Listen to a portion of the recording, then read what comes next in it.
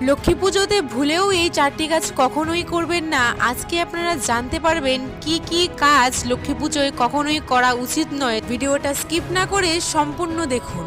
প্রথমত, মা লক্ষ্মীকে কখনোই তুলসী পাতা নিবেদন করবেন না, এতে আপনাদের জীবনে চরম দারিদ্রতা নেমে আসতে পারে, লক্ষ্মী হবেন রুষ্ট। কিন্তু মা লক্ষ্মীর সাথে যেহেতু ভগবান নারায়ণের পুজো করতে হয়, না হলে মা লক্ষ্মীর পুজো কখনোই সম্পূর্ণ হয় না, তাই নারায়ণকে কিন্তু তুলসী পাতা আপনাকে অর্পণ করতেই হবে এবং সেই তুলসী পাতাটি আপনাকে পূর্ণিমার পূর্বেই সংগ্রহ করতে হবে। এর কারণ পূর্ণিমাতে তুলসী পাতা তোলা নিষেধ। দ্বিতীয়ত, মা লক্ষ্মীর পুজোয় কখনোই ঘণ্টার ধ্বনি ব্যবহার করবেন না। ঘণ্টার ধ্বনি ব্যবহার করলে আপনার জীবনে কিন্তু চরম সংকট নেমে আসবে। তৃতীয়ত, মা লক্ষ্মীর পুজোর সময় কখনো লোহার জিনিস ব্যবহার করবেন না বা লোহার বাসনপত্র ব্যবহার করবেন না, কারণ মা লক্ষ্মীর পুজোর সময় লোহার বাসনপত্র বা লোহার কোনো উপকরণ ব্যবহার করলে সেই স্থানে মা লক্ষ্মী কখনোই বসবাস করেন না।